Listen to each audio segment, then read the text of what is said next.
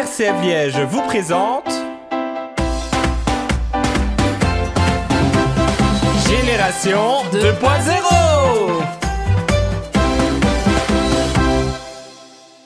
Bonjour chers auditeurs, chères auditrices, bienvenue sur RCF, la radio où la joie se partage. Oui.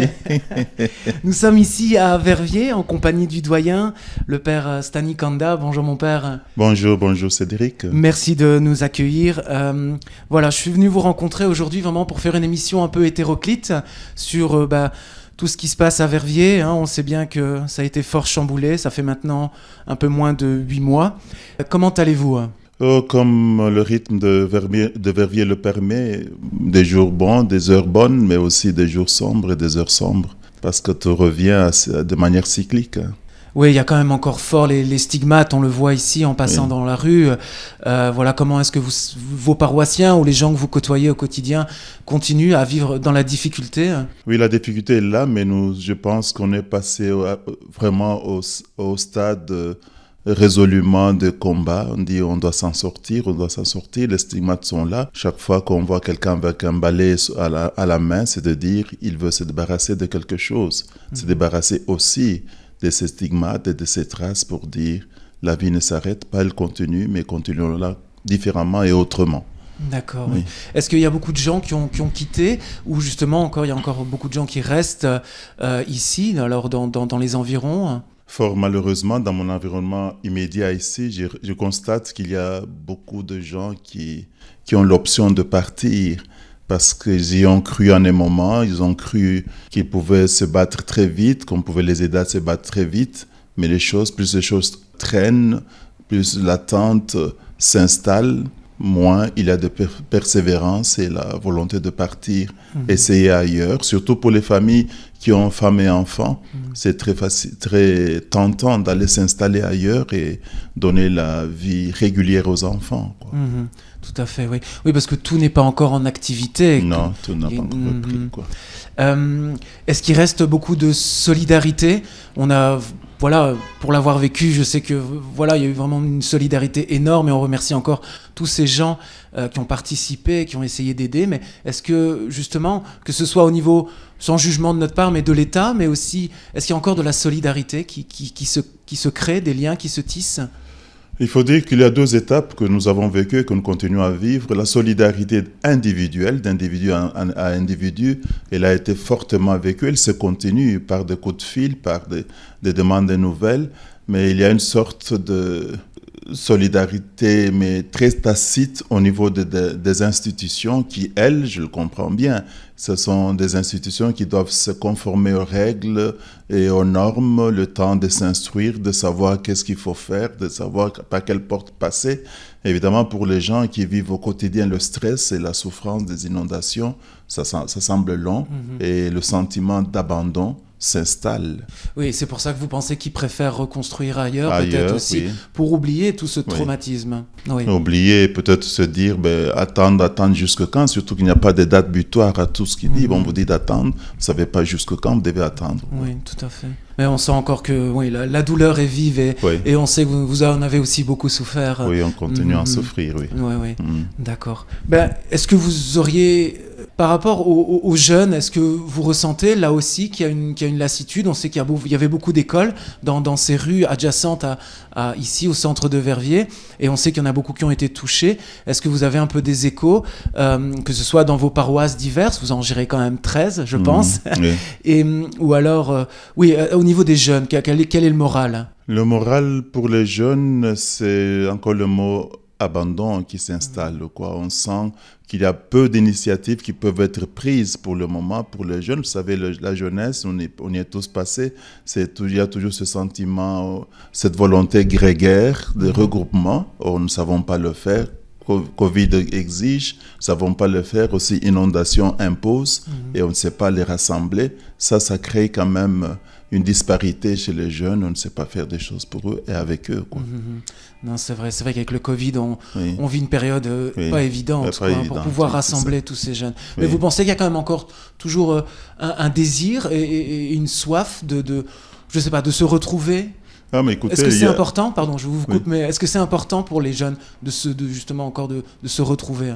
Oui, important, oui. Hier encore, j'étais en réunion avec un groupe de jeunes qui voulaient réfléchir avec moi pour dire dans ce contexte, comment est-ce qu'on peut encore rêver des célébrations ou des moments où les jeunes auraient encore leur place. Évidemment, quand des projets si fertiles et si promoteurs sont sur la table, une question nous attend, c'est de dire ce que vous voulez qu'on fasse, on le vivrait dans quel espace? Les espaces étant condamnés par les inondations et les travaux, nous sommes un peu dos au mur à ces niveaux-là. Nous ne pouvons imaginer que des activités qui se feront en plein air, comme les marches ou autre chose, mais dans des salles, tout est bloqué pour le moment. On vient de terminer la semaine de l'œcuménisme, en tout cas, donc oui, voilà. Et donc j'aurais voulu savoir un peu, je sais qu'à Verviers, ils sont assez actifs et que vous avez de très bons rapports avec nos frères et sœurs protestants et aussi orthodoxes, et que vous mettez, quand c'est possible, des choses en place. Est-ce que vous pouvez me parler un peu justement de la manière dont ça s'est fait et comment ça évolue? Oui, nous, ici sur place, avec l'œcuménisme qui est très fertile, nous avons la chance d'avoir des équipes de toutes les 4 communautés, même 5 communautés qui s'impliquaient dans l'œcuménisme. Nous avons des personnalités assez actives et qui y croient. Je parlerai ici de 2 églises protestantes, dont les 2 pasteurs, Françoise Nimal et Heike Sonnen, qui sont avec nous ici. Je parlerai aussi de l'église orthodoxe à côté ici avec notre père Emmanuel.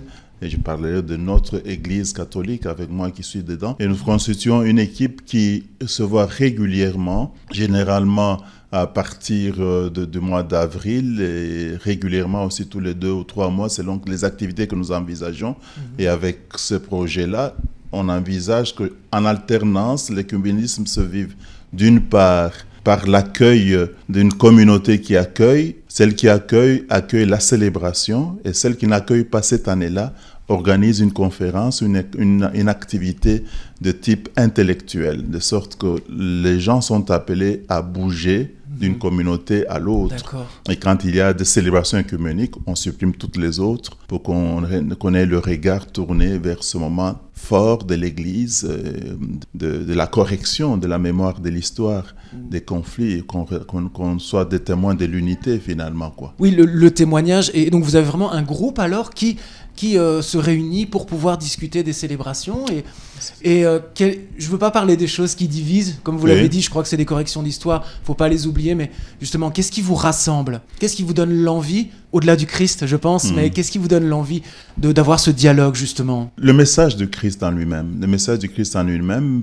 particulièrement moi personnellement, c'est Jean 17, que tous soient un. Et le tous, là, je n'entends pas seulement ceux qui ont la même sensibilité chrétienne que moi, ici les catholiques. Que tous soient un, c'est tous ceux qui peuvent vivre la rencontre en Jésus, qui se retrouvent unis en lui, par lui et pour lui. Si nous pouvons vivre cela de cette façon-là, alors tout ce que nous avons comme richesse des autres deviennent richesse pour nous aussi. Moi, je dois avouer qu'il y a des activités qui étaient réputées protestantes que nous avons dû reprendre ici chez nous et qui sont assez fertiles, du sens les écodymes, par exemple, les écoles de dimanche, que nous appelions à l'époque la liturgie des dimanches, mais en mettant école-dîme, on peut récupérer les enfants et avoir une exploitation de la personne de Jésus pendant les célébrations dominicales. Ce que nos frères protestants faisaient assez bien et je trouvais que c'est une richesse et nous sommes en train d'inscrire ça dans notre catéchèse. Ce sont des richesses comme celle-là qui, anciennement, on pouvait dire, ça ce sont les protestants qui le font, on n'y touche pas, mais maintenant on se dit, mais ils le font, nous pouvons aussi en profiter. Tout à fait, oui, c'est vraiment s'enrichir, finalement, en fait, s'enrichir les uns des autres. Alors. Oui, et donc, les écoles d'hymnes, c'est axé sur la parole, je suppose. Sur la parole, oui. D'accord. Une école des dimanches, mais autour de la personne de Jésus. Et pour moi, j'ai trouvé que c'était une approche qu'on peut très bien exploiter pour les enfants de première communion, surtout, parce que là, on veut les amener à la rencontre de la personne de Jésus.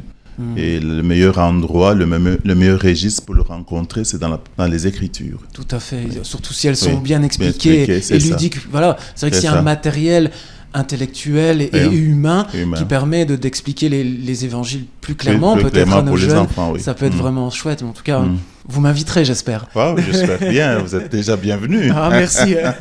Et ça, c'est une fois par mois ou c'est... Une fois par mois, oui, et une fois qu'il y a une célébration eucharistique quelque part dans une de nos églises et qu'on invite les enfants à venir avec, quoi. C'est merveilleux, vraiment.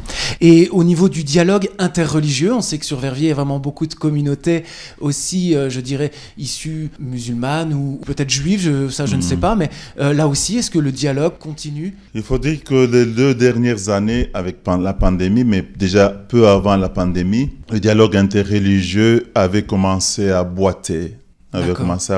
Parce qu'il a été très vif, très recherché quand il y a eu la vague des attentats dans la région. Là, nous avons beaucoup travaillé ensemble. Et aussi, ça dépend des pasteurs ou des leaders ou des chefs de communauté, comme surtout chez nos frères musulmans, où on ressent que quand il y a un imam qui peut-être change ou quelqu'un d'autre qui passe, il y en a qui mordent moins à cette initiative. D'accord. Mais le projet est là, les réunions devaient se tenir, on attend que les restrictions du Covid passent pour relancer, parce qu'on rassemblait quand même 8 communautés ici, dont les musulmans, l'Armée du Salut et les orthodoxes, et tout le monde, on pouvait se retrouver ensemble pour parler ensemble. C'est merveilleux, vraiment. Et pour le moment, d'ailleurs, parlant de l'Armée du Salut, j'aimerais quand même les porter aussi dans la prière, parce eux n'avaient qu'un lieu de culte qui a été inondé. Avec les inondations, l'Armée du Salut n'est plus fonctionnelle ici sur Verviers. Ils nous ont manqué à la semaine de l'unité, d'ailleurs. Je veux bien le croire, oui, tout à fait. Et ils ont été relogés? Non, pas encore du tout. Non, pas du tout. J'ai rencontré la femme du pasteur hier. Elle me disait qu'ils ont même déménagé, sont du côté de Zi,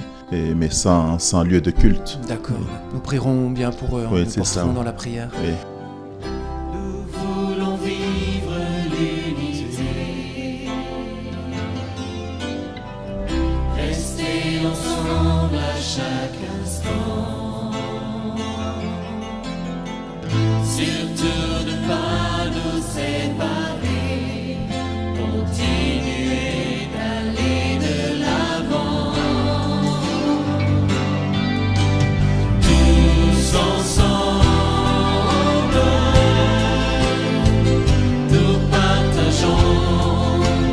L'amour du Seigneur, l'adoration du Sauveur.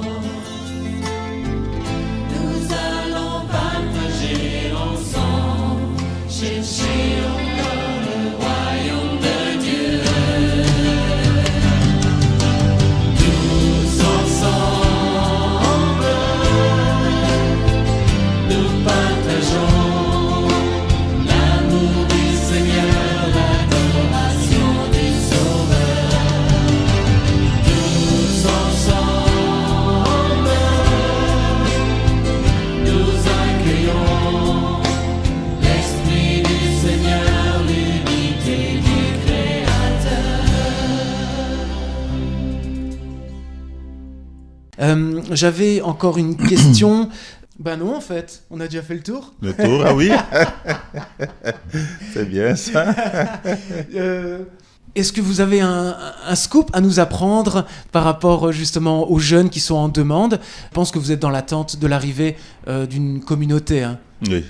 C'est justement depuis peu avant la pandémie, on avait lancé avec le diocèse de Liège, Monseigneur Jean-Pierre justement, le projet d'avoir une communauté religieuse qui viendrait s'incruster dans l'environnement de Verviers et que ça avait rencontré mon désir à moi aussi au niveau du doyenné d'avoir une communauté qui se tournerait vers la jeunesse particulièrement.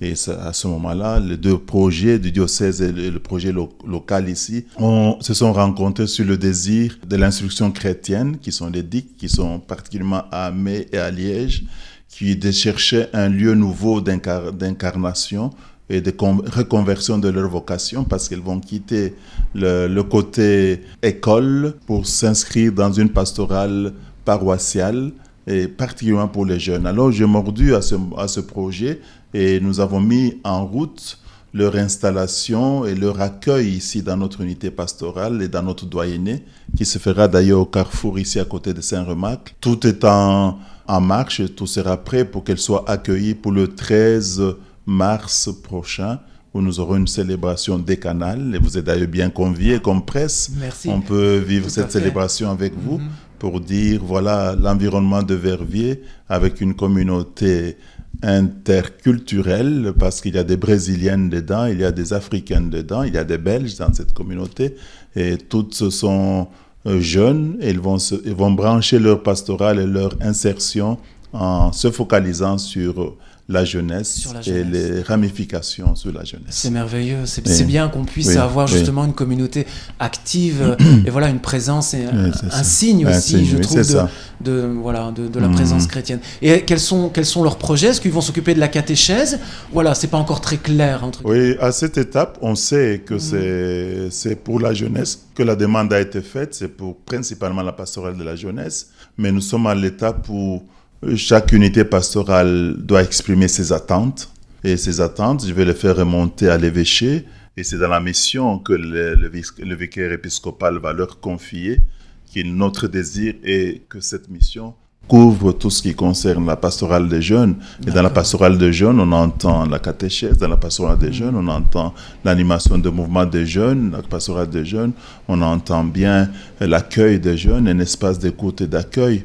Donc, on essaiera de fertiliser cette pastorale-là de cette façon. C'est merveilleux. On va avoir du travail au SDJ. Vraiment, sincèrement, si vous avez besoin d'aide, vraiment, on peut sans souci, on peut penser le tout ensemble. Tout à fait. Surtout que la communauté présente un profil très diversifié, très riche.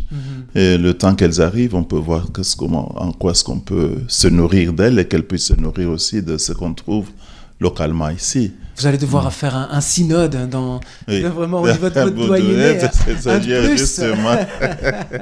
Non, si j'insiste sur ce point-là, parce qu'on a fait 2 émissions au niveau de Génération 2.0 par rapport justement au synode sur la synodalité.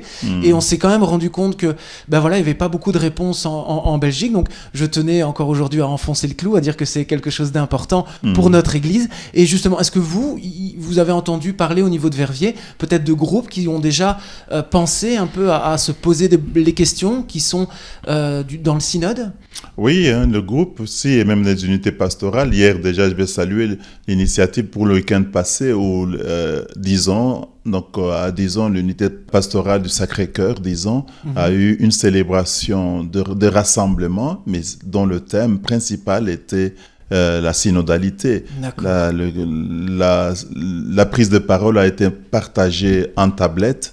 Et les différentes tablettes ont exploré les différentes questions qui nous sont parvenues du diocèse et le retour sera fait. Donc chaque unité pastorale a trouvé son génie pour le faire nous sommes déjà dedans avec soit les questions que les gens ont reprises pour faire une remontée personnelle. Et on va travailler la formule 2+1 de Monseigneur Delville pour dire, voilà, on va voir dans quelle mesure est-ce que ce sera possible de le faire dans l'environnement qui est le nôtre, quoi. Tout à fait.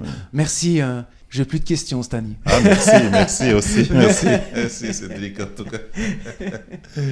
Voilà, chers auditeurs, chères auditrices, nous remercions vraiment le Père Stani Kanda qui nous a donné et livré ce témoignage.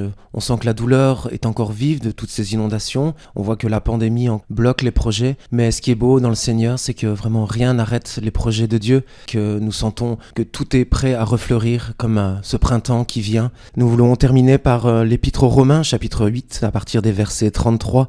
Qui accusera ceux que Dieu a choisis? Dieu est celui qui rend juste. Alors, qui pourra condamner? Le Christ Jésus est mort, bien plus il est ressuscité, il est à la droite de Dieu, il intercède pour nous. Alors, qui pourra nous séparer de l'amour de Christ? La détresse, l'angoisse, la persécution, la faim, le dénuement, le danger, le glaive. En effet, il est écrit « C'est pour toi qu'on nous massacre sans arrêt, qu'on nous traite en brebis d'abattoir. Mais en tout cela, nous sommes les grands vainqueurs, grâce à celui qui nous a aimés.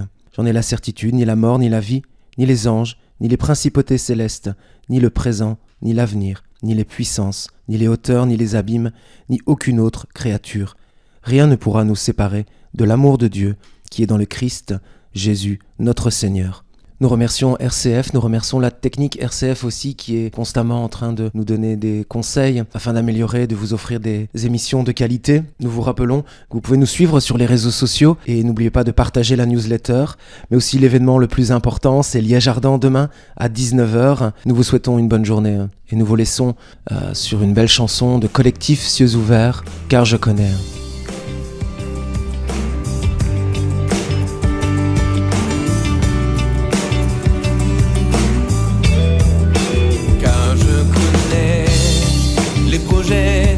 Que j'ai formé sur vous, je connais, car je connais les projets que j'ai formés sur vous, je connais.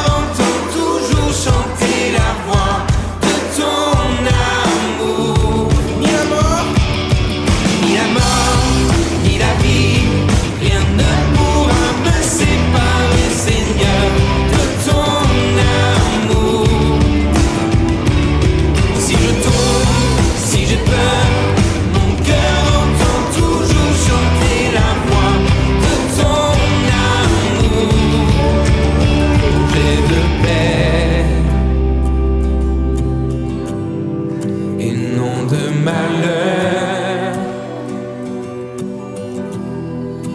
projet de paix, projet de paix, projet de paix. et non de malheur.